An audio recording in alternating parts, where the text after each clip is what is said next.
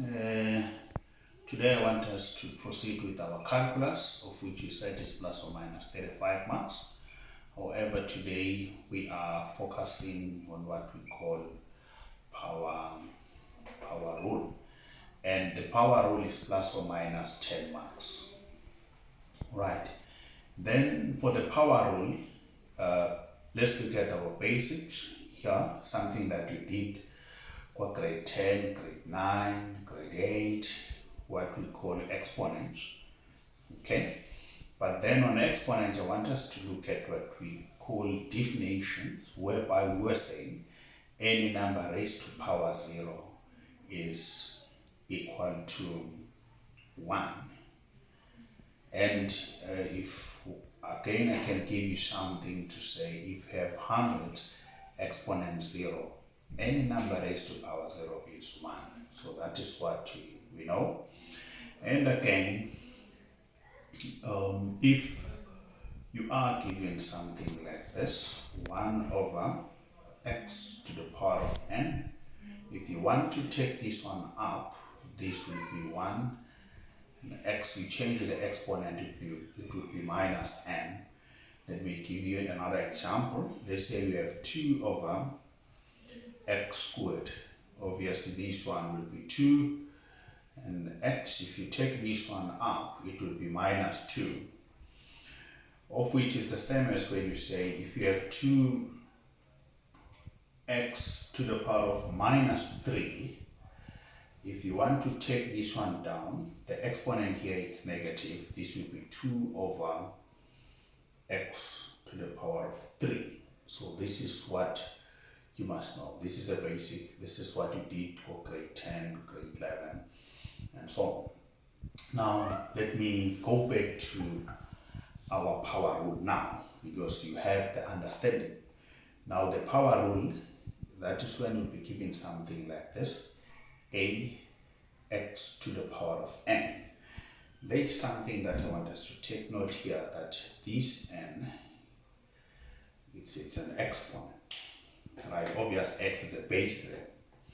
So if you are deriving using the rules, what you will do here, you take this n and multiply a, of which this will give you, if you say a n times a, you multiply this two, this would be a n x exponent n.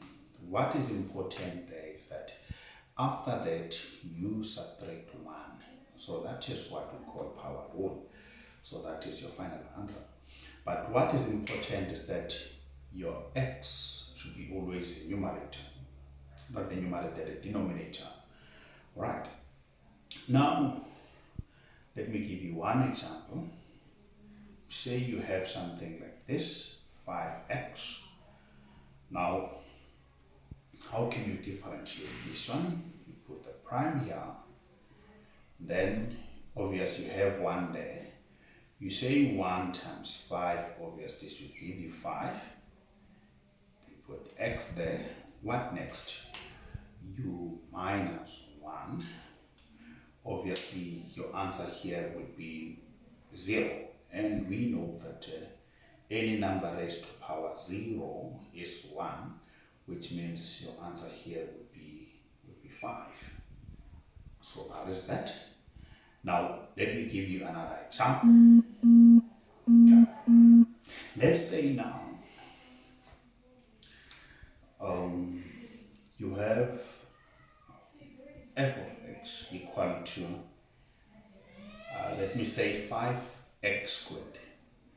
How can you differentiate this one? Again, you say 5 times 2, this will give you 10, give x. Here is 2. From that 2, what do? You subtract 1. What will be your answer? Obviously, it will be 1. Therefore, your answer is 10x. So that is simple as that.